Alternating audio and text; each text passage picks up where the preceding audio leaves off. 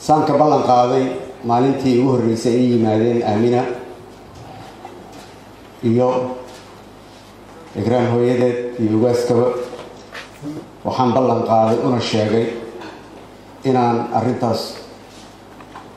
god u galay hadii ay igaarsiiso ballan ayaan waagaas qaaday walina waa ku taaganahay laakiin wala igaaga baxay dad badan ayaa igaaga baxay dagaalkaas markaan bilaabay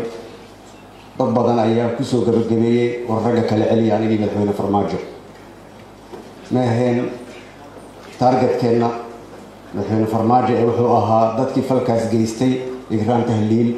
oo ay Aamina cadaalad u raadinaysay in maxkamad la saaro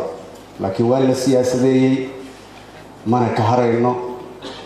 hadduu Allah subhanahu wa ta'ala idmo waxaan kaloo aaminsanahay sidaan u aaminsanahay in aan cawada dhiman karo in Aamina gacanta ka gardaran ee dishay ee ahayd gacantii igraan ka dambeysay sababta saas u leeyahay wax kala maahan walaalkay Cali Guudlaawe subaxii dhaweed uu soo wacay oo iskhilaafeen gudoomiyaha siid ee Hirshabeelle kaasoo doonayay in kuraasta uu xirnaato oo dad gooni ah la siiyo markuu walaalkay madaxweyne Guudlaawe aqbalay in kuraastaas la furo una ila soo xiriiray garabna aan ku siiyay in ninkaas la bedelo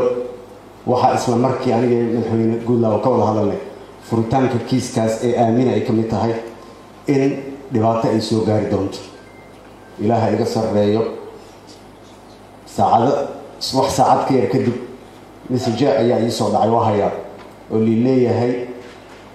kursigaas Aamina furitaanka afurteen Bob iyo ujeeda u leedahay laakiin waa waxa ka hesho Cali Guudlaawe iyo reer Hirshabeelle waa iska celinaynaa adigana waa iska celinaa wahaya message waa u dhimana waan u dhiman doonaa hadduu Allah subhanahu wa ta'ala idmo Aamina walaashay ahayd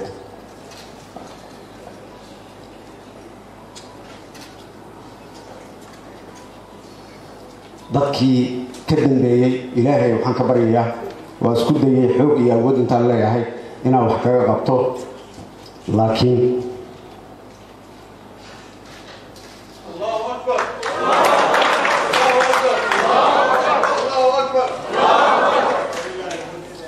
waa ka guulaysanayna hadduu Allah subhanahu wa ta'ala idmo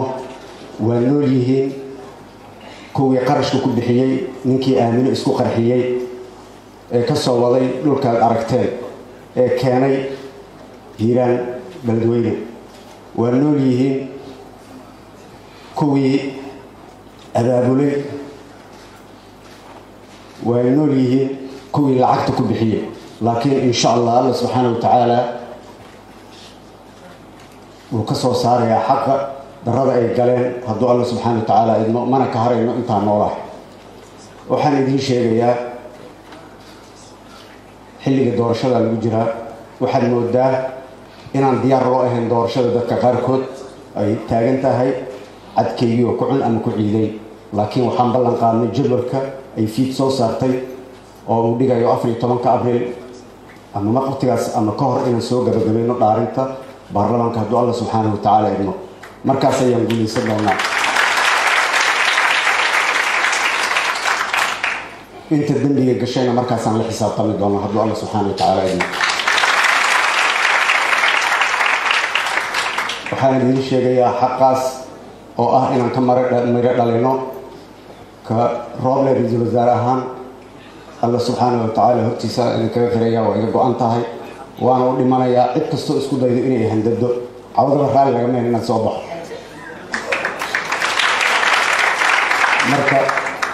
mar hore dhintay laakiin waa noolahay insha Allah waan guulaysanayna. Wassalaamu calaykum wa rahmatullahi wa barakatuh.